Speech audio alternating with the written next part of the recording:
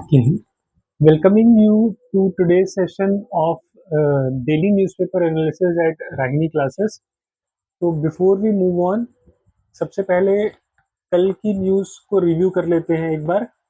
तो कल 2 अगस्त हमने क्या क्या बात करी थी। तो सबसे पहले जो 2 अगस्त की न्यूज़ थी हमारे पास, that was regarding public examination prevention of unfair means bill.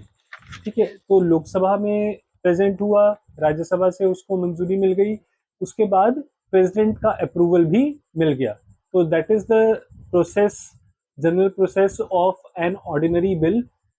तो अभी जिसमें इंक्रीज्ड फाइन और पनिशमेंट रखी गई है, अगर कोई भी ऐसे प्रोसेसेस में, मान लीजिए कोई पेपर लीक या किसी ऐसे प्रोसेस में इन्वॉल्व होता है, तो he will be getting severe punishments under this law, public examinations prevention of unfair means. Okay, then another news was regarding CWG. तो सीडब्ल्यूजी में हमने बात करी थी हरियाणा के भिवानी शहर की, from where yesterday in yesterday's paper it was four women boxers who had scored, who had got gold in Commonwealth Games in Scotland. Okay, और जो फिफ्थ बॉक्सर थी, she was also, although she was from Rajasthan, but she also got trained in Bhiwani only. Their names were Preeti Pawar, Jasmine Lamboria, Sakshi Chaudhary, Priya Gangas, and after that Arundhati Chaudhary, जो राजस्थान से थी और उन्होंने भी भिवानी में ही train करा था। ठीक है, तो इट वाज रिगार्डिंग देम। और हमने बात करी थी जो ओलंपिक मेडलिस्ट विजेंद्र सिंह, वो भी भिवानी से ही बिलोंग करते हैं। हमने जेवलिन थ्रो की बात करी थी, नीरज चोपड़ा को सिल्वर और यशवीर सिंह को ब्रॉन्ज मिला है। इसके बाद पैरा टीम का जो बहुत ही अच्छा प्रदर्शन कॉमनवेल्थ गेम्स में रहा, they were able to bag 7 medals. ठीक है, जिसमें men, women, shotput, T57 sprint और shotput for both men and women. तो इसमें हम मेडल जीत पाए और we were able to secure 7 medals. और पावर लिफ्टिंग में भी जंडू कुमार जो है उन्होंने मेडल जीता। ओके, तो हमने कॉमनवेल्थ गेम्स की बात करी थी कल, जो मेडल्स आए हैं। इसके अलावा okay, then we had regarding yes, okay, yes, and then we had regarding this fifth generation fighter jet craft, जो हम सुखोई Su-57 जो हम प्लान कर रहे हैं रशिया से बाय करने के लिए, और जो सैंक्शंस यूएस के हैं वो भी एक कंसर्न है, उसके बारे में हमने बात करी थी। और जो मोरक्को और स्पेन का बॉर्डर है इन अफ्रीका, ऑल्दो जो यूरोप और अफ्रीका है that is separated by strait of Gibraltar, पर जो क्यूटा का रीजन है CEUTA of Spain, that is in Africa. और वहां से जो मोरक्को के लोग हैं, they were trying to get into Spain, और वहां से यूरोपियन यूनियन और शेंगन कंट्रीज का पार्ट होने के नाते वो दूसरी कंट्रीज में भी जा सकते थे। तो वो एक बड़ा कंसर्न आया है, जिसमें काफी हजारों लोग आने की कोशिश कर रहे थे and many people have died in it.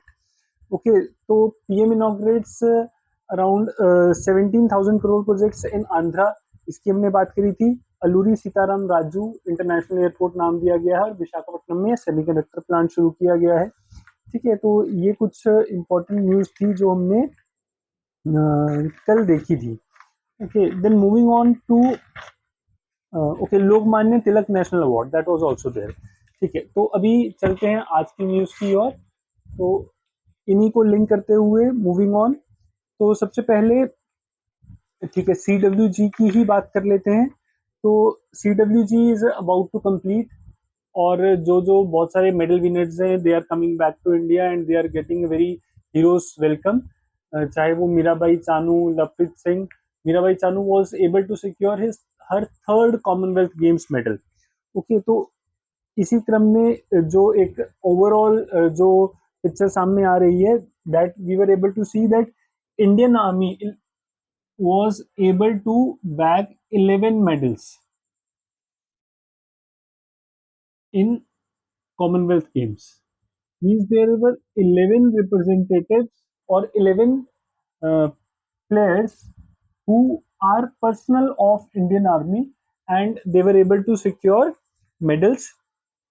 Okay, and boxing has shown a very remarkable performance. Indians have shown a very remarkable performance in boxing, and they were able to secure 10 medals overall. Okay, then Gulveer Singh, it is also an important feat क्योंकि athletics 10,000 metre में India ने पहले कभी medal नहीं जीता था, और Gulveer Singh 10,000 metre में इंडिया को सिल्वर दिलवा पाए।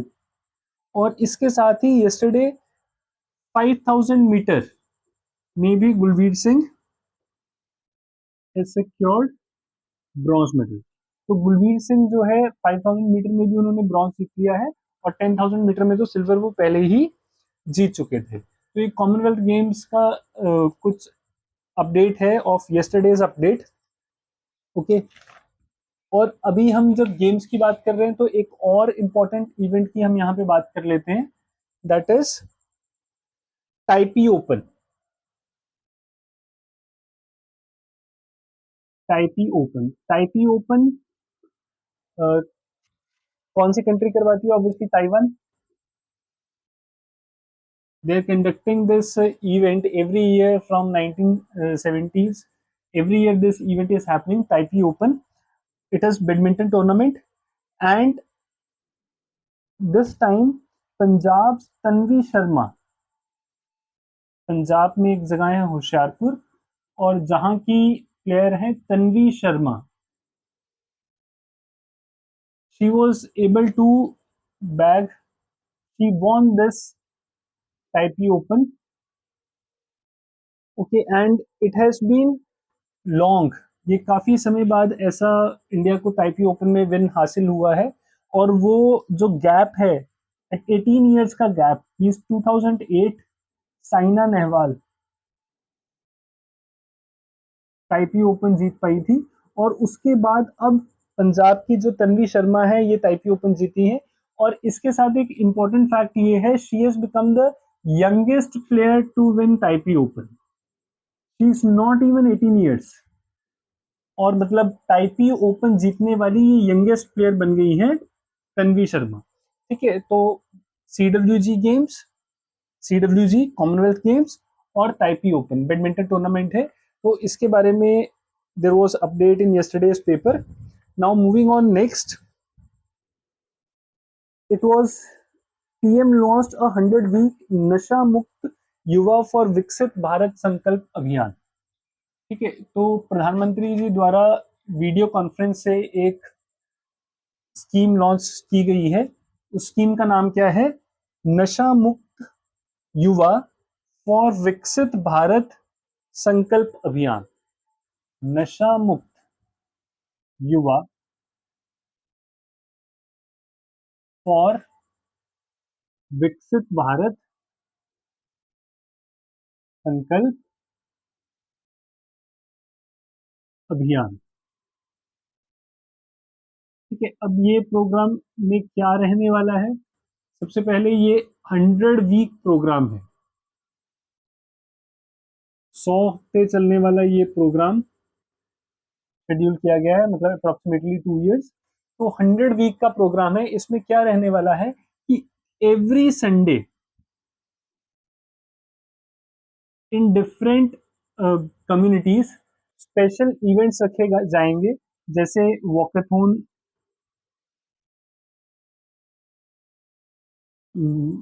सम कॉम्पिटिशन्स,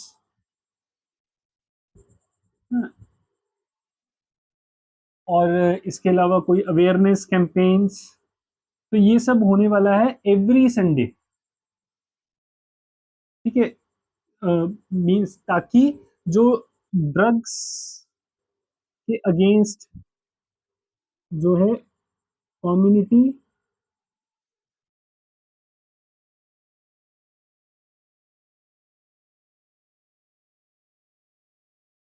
साथ मिलके community come together and fight against the menace of drugs. तो ये नशा मुक्त युवा फॉर विकसित भारत संकल्प अभियान प्रधानमंत्री ने लॉन्च किया है, पीएम लॉन्च, ठीक है, दिस 100 week program।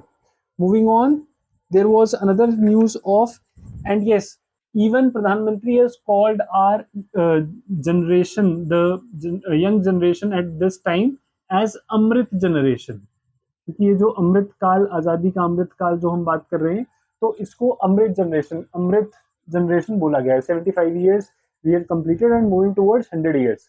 तो 1947 के बाद 2047 में हमारे 100 years कंप्लीट हो रहे हैं आजादी के, और 2047 तक हम विकसित भारत का एक एम लेकर चल रहे हैं। तो जो अभी जनरेशन है उसको अमृत जनरेशन के नाम से डिनोट किया गया है, ठीक है। Then next is regarding Henley Passport Index। Henley Passport Index. So passport is the identity of or a person that from which country he belongs to। तो Henley Passport Index एक इंडेक्स है जो rate करता है कि जो different countries है उनका पासपोर्ट कितना ज्यादा स्ट्रांग है। और वो कैसे चेक करता है कितना स्ट्रांग है, कि दूसरी कंट्रीज उस पासपोर्ट होल्डर को कितना इजीली वेलकम कर रही है। मतलब अगर कोई सिंगापुर का पासपोर्ट होल्डर है तो ही और she can move in a number of countries freely. इसलिए सिंगापुर का जो हेनले पासपोर्ट इंडेक्स है जिसमें 190 countries are rated, 199 countries are rated, among those countries first position पे सिंगापुर रही है, और जो सेकंड पोजीशन पे जापान, और थर्ड पोजीशन पर South Korea. Now, where is India placed in this index? India is placed this time at 81st position। 81st position, ठीक है। तो मई जून के बाद का जो अभी इंडेक्स आया है तो उसमें इंडिया का जो पोजीशन रहा है वो 81st रहा है। हालांकि पिछले कुछ समय में इंडिया का जो पोजीशन था वो 75 भी हो चुका है। Around February it was 75 but now it has come down to 81st। पर जो मिनिस्ट्री ऑफ एक्सटर्नल अफेयर्स है it has contested these claims. उनका कहना है कि ये जो सर्वे कर रही है जो भी ऑर्गेनाइजेशन, उनका जो ये क्लेम्स है that are not that good. तो Indian are allowed free movement in a number of countries, e visas और वीजा ऑन अराइवल। तो उन्होंने एक नंबर दिया है that India is allowed visa-free entry in 27 countries, visa on arrival in 47 and e-visa in 66 countries। तो ministry of external affairs का कहना है कि भी जो इंडिया का पोजीशन है पासपोर्ट के मामले में वो इसके अकॉर्डिंग जो है वो सही नहीं बताया गया है, ठीक है। तो अभी इसके अकॉर्डिंग इंडिया कितनी पोजीशन पे, 81st। फर्स्ट पोजीशन पे Singapore, second Japan, third south Korea, ठीक है। तो कॉमनवेल्थ गेम्स, हेनले पासपोर्ट और टाइपी ओपन की हमने बात करी, और उसके बाद पीएम ने जो प्रोग्राम लॉन्च किया है रिगार्डिंग नशा Mukt Bharat Abhiyan, and third one was Henley passport index. Moving on, okay, FDI proposals. FDI stands for foreign direct investment, ठीक है। इसमें क्या होता है, in under FDI means whosoever is bringing a foreign investor is able to secure some long term capital in Indian market. Means या तो वो कोई अपना किसी कंपनी में कुछ अपना रिप्रेजेंटेशन इंश्योर कर सकते हैं, ठीक है। उनको एक लॉन्ग टर्म कैपिटल मिल जाता है इसमें, एफडीआई में लॉन्ग टर्म कैपिटल में वो इन्वेस्ट कर पाते हैं, ठीक है। तो अभी इसके दो तरीके हो सकते हैं, ग्रीनफील्ड और ब्राउनफील्ड। ग्रीनफील्ड और ब्राउनफील्ड। ग्रीनफील्ड मतलब from the start something is growing, तो उसमें वो इन्वेस्ट कर रहे हैं, और इसमें कुछ पहले से एस्टैब्लिश्ड है तो उसमें इन्वेस्ट कर रहे हैं, ठीक है। ऐसे दो तरह का इन्वेस्टमेंट एफडीआई में रहता है, ठीक है। तो एफडीआई के लिए there are two routes, one is automatic and another is government route, ठीक है। तो ऑटोमेटिक रूट में एक लिमिटेड इन्वेस्टमेंट अलाउड है और दूसरा है गवर्नमेंट रूट, ठीक है। तो अभी जो एक फिगर सामने आए हैं, in the past financial year means April 2025 से मार्च 2026 में इंडिया में सबसे ज्यादा एफडीआई अगर किसी कंट्री से आया है तो वो आया है सिंगापुर से। इंडिया में सबसे ज्यादा एफडीआई कहाँ से आया है? सिंगापुर से। और कितना एफडीआई आया है इंडिया में सिंगापुर से? द नंबर गोज एज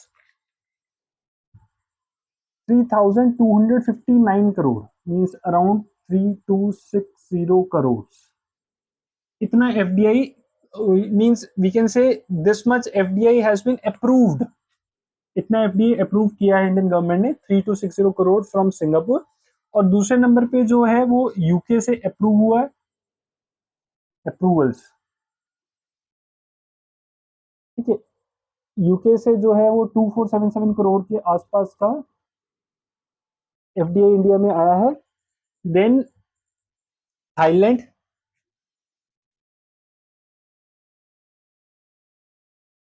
और इसमें जो चाइना है वहां से एफडीआई बहुत कम आया है। चाइना से सिर्फ one approval from China, only single approval from China. ठीक है, मींस चाइना से एफडीआई को अप्रूवल बहुत कम मिला है। एक्चुअली द कंसर्न इज जो कंट्रीज लैंड बॉर्डर शेयर कर रही है इंडिया के साथ, उनको जो एफडीआई में अप्रूवल है वो लिमिटेड मिल रहा है from the time of Covid. Covid के समय में ऐसी रिस्ट्रिक्शंस लगाई गई थी ताकि जो लैंड बॉर्डर शेयर कर रही है, लैंड बॉर्डर, ऐसा ना हो कि they take advantage of Covid and get major partnership in Indian businesses. तो ऐसा इंश्योर करते हुए कुछ लिमिटेशंस उन पे रखी गई थी। उन्हीं के चलते इवन चाइना को भी जो अप्रूवल्स है वो काफी कम मिल रहे हैं। ठीक है, तो that was in news regarding FDI. Okay, तो type of investment and this. Okay. Then moving on, government unveils new conservation plan as tiger numbers outside numbers source. Okay. National Tiger Conservation Authority take care of tigers. एक project tiger है India में, चल रहा है कब से? 1973 से project tiger. It started with 9 tiger reserves and now it is spread to more than 55। ठीक है, तो मतलब more than 55 tiger reserves in our country, more than 55 tiger reserves. अब ये जो टाइगर रिजर्व्स हैं, टाइगर्स आउटसाइड टाइगर्स रिजर्व्स, पर ऐसा देखा जा रहा है कुछ ऐसे एरियाज में भी टाइगर्स हैं जो टाइगर रिजर्व्स में नहीं आता है, टाइगर्स आउटसाइड टाइगर रिजर्व्स। और इन टाइगर्स के लिए या फिर इन का मींस संरक्षण करने के लिए, to ensure that they are able to live safely, तो इनके लिए ये स्कीम लॉन्च की गई है, tigers outside tiger reserves by ministry of environment, forest and climate change. ठीक है, उन्होंने ऐसा एक लॉन्च किया है टाइगर्स आउटसाइड टाइगर रिजर्व्स जो हैं, ताकि उनका कंजर्वेशन सही से हो सके। तो इसमें प्रिलिमिनरी 9 स्टेट्स आर पार्ट। ठीक है, that includes U Uttarakhand, UP, Rajasthan, MP, Maharashtra, Karnataka,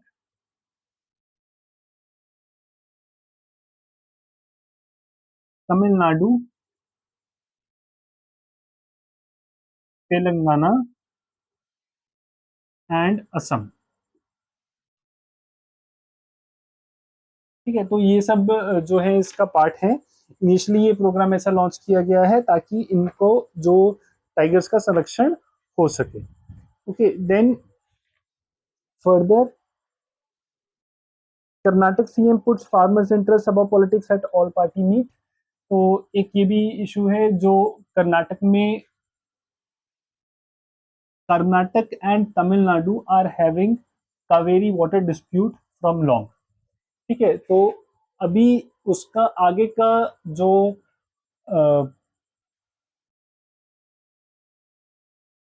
dispute redressal है कि भाई इसको politically as well as legally कैसे आगे लेके जाया जाए, तो कर्नाटक के जो सीएम हैं डी शिव कुमार,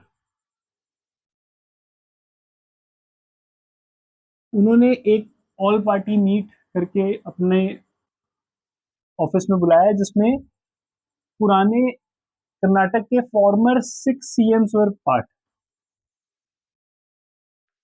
ठीक है, इंक्लूडिंग ऑफ बीजेपी। तो बीजेपी, कांग्रेस और इवन जेडीएस के जो पुराने फॉर्मर सीएम्स थे वो सब इस बैठक में शामिल हुए, and they set to decide the course of Kaveri water dispute ahead, ठीक है। इसके अलावा दो इंटरनेशनल न्यूज हम यहाँ पे बात कर सकते हैं। एक तो यूरोपियन यूनियन में AI act has been means imposed. अब ये एआई एक्ट में क्या है, so we are in a generation of artificial intelligence. We have seen deepfake videos of means about heard about deepfake videos and pictures. तो अभी जितना भी AI generated content है, it has to be marked, ठीक है। मतलब ये mention होना चाहिए कि भाई ये कंटेंट AI जनरेटेड है, कोई फोटोग्राफ है, वीडियो है, तो it should be there. Plus even chatbots must reveal their identity. Means अभी बहुत सारी कंपनीज जो है चैटबॉट्स अपनी साइट पे देती हैं, तो many times you are talking to a chatbot without knowing, or they do not even convey that it is a chatbot, and they treat themselves as an individual, but it is a chatbot talking from that side। तो ये उनको identity reveal करनी पड़ेगी। मतलब AI को थोड़ा check करने के लिए यूरोपियन यूनियन ने एक लॉ पास किया था, एआई एक्ट, और वो वहां पे लागू हो गया है। ईरान और जो यूएस टेंशंस, ठीक है, अभी हम बोल सकते हैं थोड़ा होल्ड हो गया है, because US has not strike recently, but Iran has want कि अगर यूएस कोई भी एक्शन लेता है तो they will be reverting with a strong hand. Then there is a major wild fire in Greece, major wild fire in Greece around Athens, that is capital of Greece. There is some wild fire in there, और जो वहां के PM है, he has also described the current period as extremely difficult, ठीक है। तो internationally हम देख सकते हैं एक major wild life fire Greece में, एथेंस जो उनकी कैपिटल है उसी के पास में किसी रीजन में ऐसा वहां पे वाइल्ड फायर चल रहा है। ईरान यूएस टेंशन है, US AI act. So all these were today's news, ठीक है, जिसमें हमने बात करी कॉमनवेल्थ गेम्स की, ठीक है। इसके अलावा अभी कावेरी वाटर डिस्प्यूट के बारे में हम देख रहे थे, ठीक है, जो प्रधानमंत्री ने एक नया मीन्स नशा मुक्ति युवा के रिगार्डिंग एक नया जो प्रोग्राम 100 वीक प्रोग्राम लॉन्च किया है, that we saw. Tigers outside tiger reserves, उनको कैसे कंजर्व किया जाए, ministry of environment forest and climate change का जो ये प्रोग्राम रहा है, ठीक है। तो ये कुछ इंपॉर्टेंट टॉपिक्स थे जो हमने देखे आज, ठीक है। I hope you would have understood, and the point is कि ये जो भी फर्स्ट, एक तो ये डिस्कशन डेली टू डेली हम फॉलो करते रहे, even from whichsoever place, means this daily newspaper practice is very important for school students, college students, and even for those who are preparing for competition। तो आप किसी भी source से ये daily newspaper obviously follow करते रहें, ठीक है। और लॉन्ग टर्म में ये आपको मींस चाहे वो किसी कंपटीशन पर्पस से या अदरवाइज हमें ये काफ़ी हेल्प करता रहेगा, ठीक है। और इसके रिगार्डिंग कुछ MCQs and other things can also be included, ठीक है। So that is all for today, will meet tomorrow with the other session on newspaper analysis। Thank you।